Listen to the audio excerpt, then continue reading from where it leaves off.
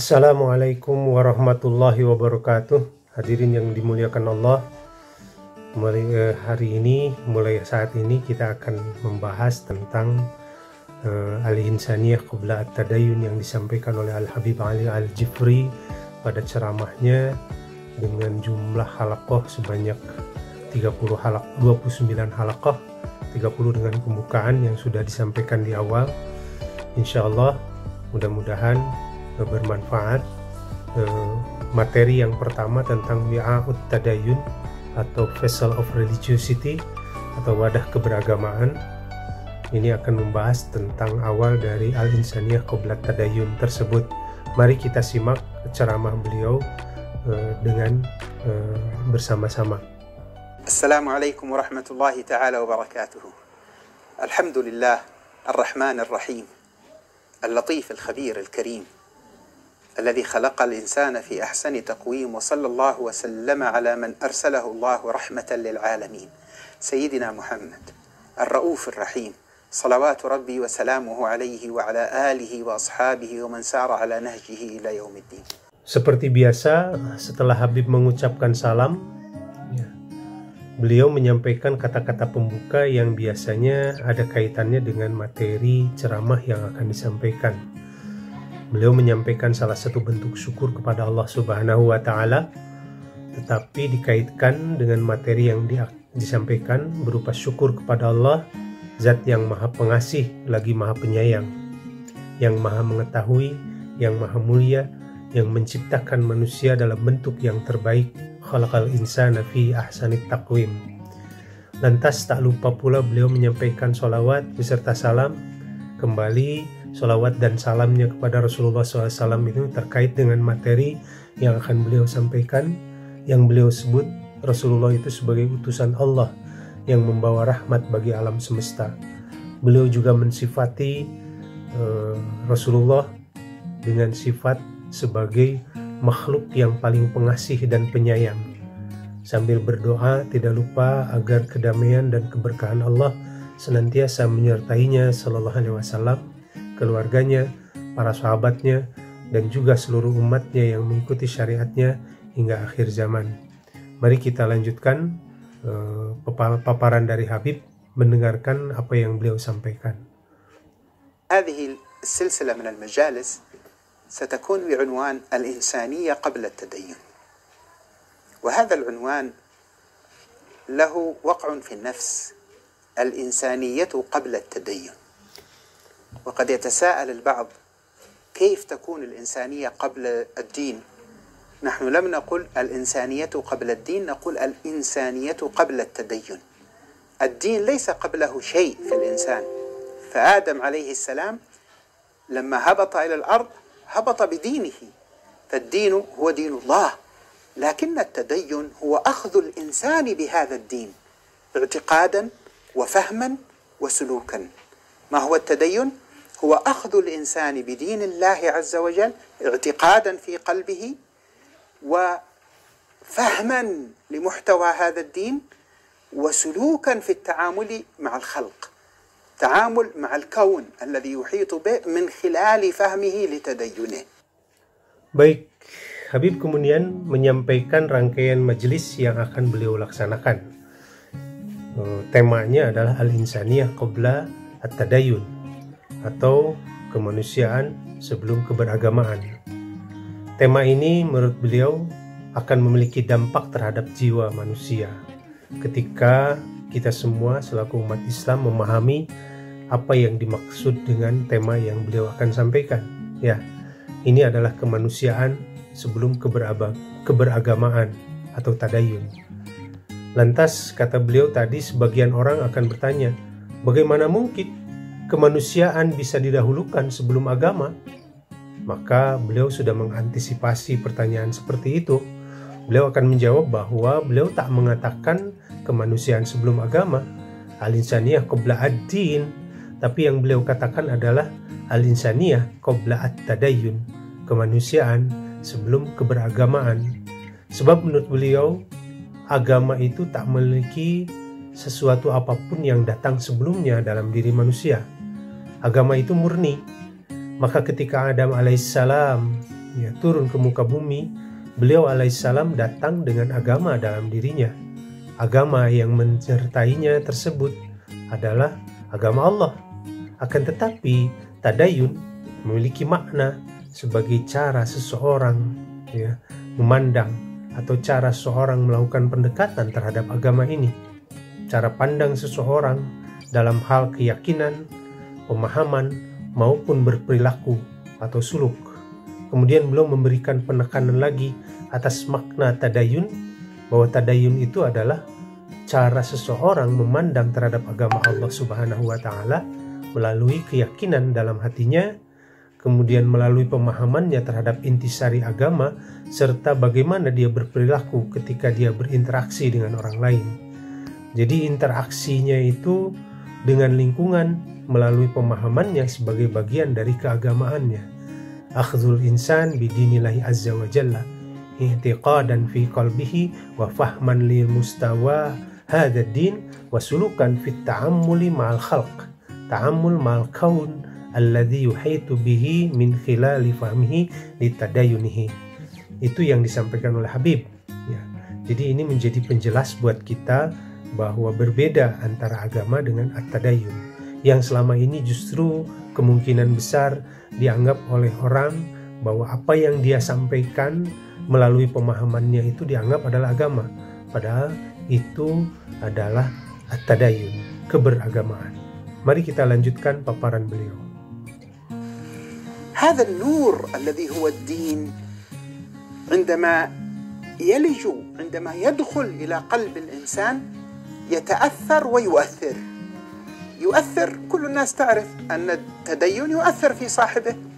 المتدين بالصدق وبفهم صحيح ينبغي أن يكون مستقيما، لا يكذب، لا يغش، لا يؤذي الآخرين، يحافظ على أوامر الله، يترك ما نهى الله تعالى عنه، يتعامل مع الخلق برحمة، بإحسان، بصدق، بإخلاص.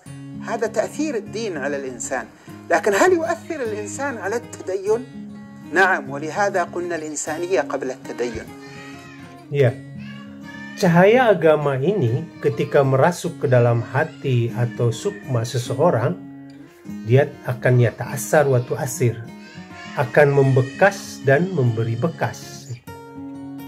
Yu'assir, setiap orang akan mengetahui bahwa keberagamaan itu akan berdampak pada para penganutnya atau pembawanya. Jadi seseorang yang benar-benar religius dan telah memiliki suatu pemahaman yang benar dan sahih terhadap agama ini akan hidup lurus, tak akan suka melakukan kebohongan, penipuan, ataupun menyakiti orang lain. Jadi orang ini akan memelihara segala perintah Allah dengan melaksanakannya sambil meninggalkan apa-apa yang Allah larang. Dia akan memperlakukan makhluk dengan cara kasih sayang, dengan ihsan, dengan cara yang benar dan penuh keikhlasan. Inilah dampak agama yang akan mengenai diri seorang manusia. Ta'sir ad-din alal insan. Akan tetapi, apakah seorang dapat yu'asir? Apakah kemanusiaan seorang juga akan mempengaruhi keberagamaan? Itu pertanyaan beliau di akhir. Benar, kata beliau. Oleh sebab itulah kita katakan tentang al-insaniyah qabla at-tadayyun. Mari kita simak lanjutan dari apa yang beliau paparkan tadi, tentang bagaimana kemanusiaan bisa mempengaruhi keberagamaan. الإنسان هو وعاء للتدين. الإنسانية الآدمية هي الوعاء الذي يصب فيه دين الله فيتحول إلى تدين، أي يمتزج بالإنسان فيبرز بعد ذلك أو يستقر فيه من خلال حالته هو، من خلال آدميته هو. فالإنسان يؤثر على التدين. الذي يتدين وآدميته حية، إنسانيته متقدة، يفهم الدين كما ينبغي، يأخذ الدين بإخلاص ليرضي الله عز وجل، لا ليقضي به غرضا من أغراض الدنيا. إذا تدين ينظر إلى أوامر الله في هذا الدين الذي تدين به طلبا لرضوان الله، محاولا تقليص تأثير أهوائه على فهمه لهذا الدين. هذا معنى التدين. Kemanusiaan al-insaniyah. Beliau menyampaikan bahwa kemanusiaan itu laksana sebuah wajan atau wi'a atau wadah bagi keberagamaan. Kemanusiaan itu adalah wadah yang akan diisi agama Allah yang notabene murni dan suci, tidak diragukan lagi, sehingga saat setelah berada dalam wadah itu, maka dia akan menjadi keberagamaan atau tadayun, yang artinya akan menyatu dengan diri manusia. Setelah itu akan mengakar, ya bruz, dalam dirinya melalui keadaannya, melalui sifat kemanusiaannya. Maka dengan kondisi seperti itu, kemanusiaan itu akan yuasir atau berdampak terhadap keberagamaan. Seorang yang religius sambil memiliki sifat kemanusiaan yang hidup dan lurus atau baik akan memahami bahwa akan memahami agama sesuai dengan pemahaman yang memang diperlukan atau memang sesungguhnya, yang hakiki atau yang seharusnya. Maka dia akan mengambil atau melakukan pendekatan terhadap agama dengan keikhlasan dalam upaya mencari ridha Allah Azza wa Jalla, bukan demi untuk memenuhi nafsu keduniawian. Ketika seseorang menjadi religius sambil memiliki kemanusiaan yang lurus, dia akan memandang terhadap keagungan perintah-perintah Allah melalui agama yang telah dia ambil itu, atau melalui agama yang telah dia pandang itu, demi memperoleh ridha Allah, sambil terus mencoba untuk mencegah agar jangan sampai hawa nafsunya yang justru mempengaruhi pemahamannya terhadap agama. Inilah makna dari tadayun yang lurus. Lantas, seperti apa tadayun yang lain? Mari kita simak selanjutnya apa yang disampaikan oleh Al-Habib Ali Al-Jifri. إذا كان الإنسان لديه نقص في إنسانيته، في آدميته، إذا تدين أثر هذا النقص في إنسانيته، في آدميته، أثر هذا الاعوجاج، أثرت قسوة القلب على تدينه. ولهذا نرى في حياتنا أناسا يتدينون، يشهد أن لا إله إلا الله وأن محمد رسول الله إن كان مسلما، أو إن كان مسيحيا بديانته، أو يهوديا بديانته، أو بوذيا بديانته، أيا كانت هذه الديانة. المسلم يشهد أن لا إله إلا الله وأن محمد رسول الله. نعرف أناس، تعرفون في المجتمع أناسا يصلون، يصومون، يتصدقون، يقومون الليل أحيانا أو كثيرا، يصومون النهار، بل فيهم من يحفظ القرآن أجمع، لكن نراه في نظرته إلى العالم يعيش مع ازدياده في التدين ازديادا في التعالي على الناس، في التكبر، في القسوة، في النظر إلى الناس بدونية، في التعامل مع الناس بافتئات. Maka kata beliau, apabila seseorang manusia memiliki kekurangan sifat kemanusiaannya, ladaihi naqs fi insaniyatih, dia kurang memiliki kemanusiaan. Ketika dia menjadi manusia yang religius, kekurangan sifat kemanusiaannya itu justru akan berbekas terhadap keberagamaannya tersebut. Jadi kekurangan sifat kemanusiaannya berupa qaswatul qalb misalnya, atau kekerasan hati, juga berdampak pada keberagamaannya tersebut. Oleh karena itulah tak heran jika saat ini kita melihat orang-orang yang sebetulnya religius, yakni mereka sering mengucapkan syahadat berupa pengakuan bahwa tak ada Tuhan selain Allah dan bahwa sesungguhnya Muhammad SAW itu utusan Allah jika dia seorang Muslim, atau kalau tidak, misalnya dia seorang Nasrani dengan keberagamaannya, atau Yahudi dengan keberagamaannya, atau Buddha sekalipun dengan keberagamaannya mereka masing-masing, atau agama apapun itu dengan keberagamaan yang mereka anut, maka dengan kekurangan kemanusiaan itu dampaknya akan berbeda. Kembali kepada seorang Muslim yang bersyahadat bahwa sesungguhnya Allah Subhanahu wa Ta'ala itu tidak ada Tuhan selain Dia, dan bahwa Muhammad SAW adalah utusan Allah. Kita mengenal orang-orang itu. Anda juga mengenal mereka dalam masyarakat. Mereka sholat, mereka juga puasa dan juga bersedekah. Mereka juga melakukan sholat tahajud meskipun jarang, atau bahkan sudah menjadi kebiasaan melakukan sholat tahajud, berpuasa di siang hari. Bahkan di antara mereka justru ada yang hafidz Quran misalnya. Akan tapi tatkala kita memperhatikan bagaimana mereka memandang dunia, sejalan dengan bertambahnya religiusitas mereka, ternyata malah bertambah pula keangkuhannya terhadap orang lain, ya, dalam hal ketakaburannya, dalam kekasaran atau kekerasannya. Mereka malah memandang orang lain justru dengan pandangan merendahkan, bergaul dengan orang lain dengan cara menyerang. Ini insaniyah qabla at-tadayyun atau kemanusiaan sebelum keberagamaan. Jadi yang tadi disampaikan oleh Habib, contoh ketika seseorang dengan kemanusiaan yang sesungguhnya, yang hakiki, yang fitrah, itu bisa membuat seseorang memiliki keberagamaan yang lurus. Nah, contoh yang kedua ini tidak menutup kemungkinan ada orang yang memandang agama dengan cara yang tidak benar akibat dari kemanusiaannya yang kurang. Mari kita simak selanjutnya apa yang disampaikan oleh Habib. كيف يمكن لإنسان متدين يأكل مال هذا ويظلم ذاك ويأتي على الفقير الذي يعمل عنده عاملا أو موظفا يماطل في أداء حقوق الآخرين؟ لماذا لم يظهر التدين هنا؟ لماذا لم تزده كثرة الصلاة والعبادة التي هي في الأصل نور يلج إلى القلب؟ إن الصلاة الله أخبرنا بأنها ماذا؟ تنهى عن الفحشاء والمنكر. لماذا التي تنهى عن الفحشاء والمنكر لم تنهه عن منكر يتعلق بحقوق الخلق؟ لأن آدميته في تلقي التدين لم تكن في المستوى الذي يمكن أن يرتقي من خلاله بتدينه. لماذا نجد kita lanjutkan dulu ya sepotong hal yang penting dari yang disampaikan oleh Habib terkait dengan persoalan yang kedua tadi. Jadi bagaimana mungkin, kata beliau, seorang yang sudah menjadi begitu religius dapat memakan harta orang lain? Ini sudah jelas ada dan berlaku tak adil terhadap mereka. Bagaimana mungkin dia dapat memperlakukan orang-orang miskin yang menjadi pekerjanya, misalnya ketika dia sebetulnya sebagai seorang pimpinan, seorang bos, tapi dengan cara menunda pemenuhan hak-hak orang lain. Mengapa keberagamaannya justru tak muncul dalam kondisi itu?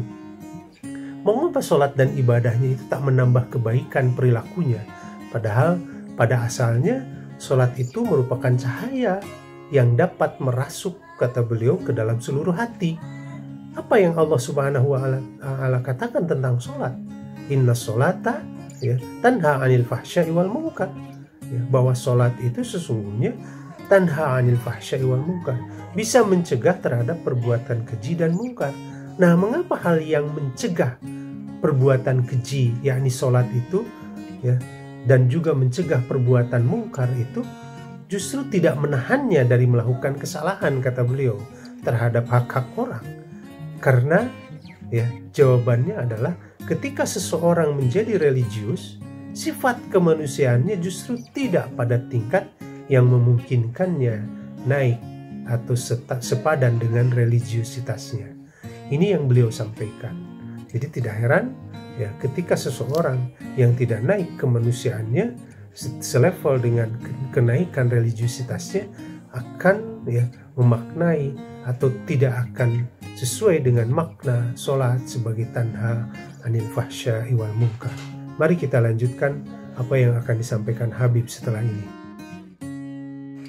لماذا نجد أناسا يصلون يصومون يقرؤون القرآن يلزمون أنفسهم بأشياء كثيرة صعبة في استقامتهم في حياتهم فيما يتعلق بفهمهم للدين، ولكن يسهل على الواحد منهم أن يقتل بريئا من البشر، يسهل على الواحد منهم أن يتقبل الفكرة من أصلها أنه يمكن أن يدخل الجنة من خلال قتل حتى نساء وأطفال.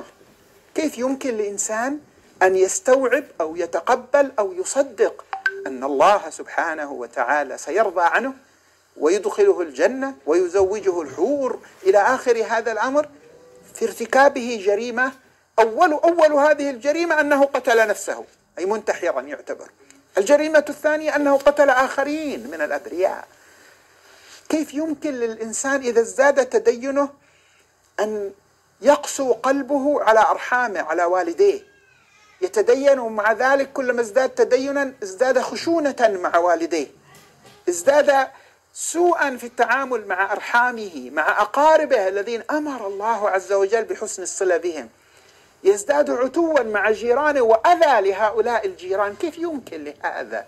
كيف يمكن للإنسان كلما ازداد تدينا يحمله ما فهمه هو على أنه تدين على أن يؤذي من حواليه، يسهل عليه الأذى بالفعل أو الأذى اللفظي أو أذى العين في نظرتها تجرح. هذا الذي يحصل من الإعوجاج في ثمرة الازدياد من التدين إذا فتشنا عليه سنجد له صلة بسبب عدم الفهم الصحيح للدين يقينا، لكن هناك صلة بشيء أعمق، وهي صلة أعمق، وهي آدميته إنسانيته. Baik, beliau akan memberikan contoh yang lebih keras lagi atau lebih mengerikan lagi sebetulnya, yakni apa yang kita temukan saat ini, bahwa kita menemukan orang-orang yang notabene sholat, berpuasa, membaca Al-Quran, berkomitmen pada banyak hal yang sulit untuk konsisten setiap hari dalam hal pemahaman agama mereka, namun ya mudah bagi salah satu dari mereka itu untuk membunuh manusia yang tidak bersalah. Mudah bagi salah satu dari mereka bahkan menerima gagasan bahwa mereka bisa masuk surga dengan membunuh wanita dan anak-anak. Bagaimana seseorang bisa memahami atau menerima atau percaya bahwa Allah akan senang, akan ridho dengannya, akan mengizinkannya masuk surganya, akan menikahkannya dengan para bidadari dan lain-lain, padahal dia melakukan kejahatan. Kejahatan yang pertama adalah dengan membunuh dirinya sendiri, ya, yaitu seorang pelaku bom bunuh diri misalnya.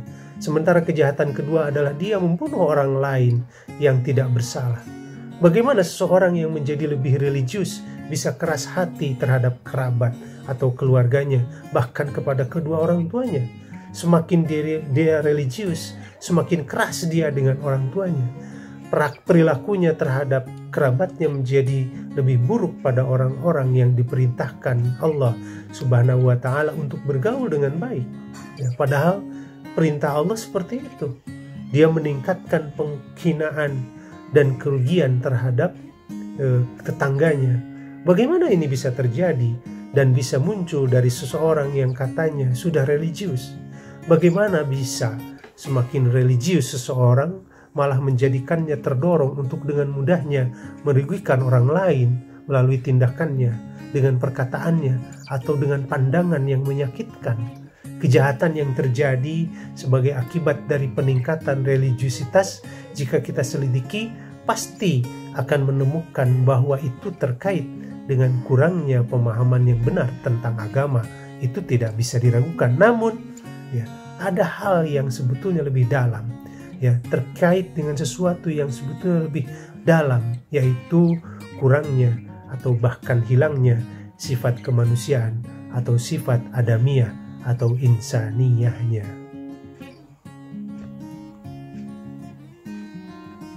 Itu yang disampaikan Habib di Al-Wi'a'ut Tadayun, ya, wadah keberagamaan. Mudah-mudahan bermanfaat. Nanti kita akan bahas materi yang sama untuk bagian kedua. Mudah-mudahan bermanfaat bagi semuanya. Wallahu muwaffiq ila aqwamit thoriq. Wassalamualaikum warahmatullahi wabarakatuh.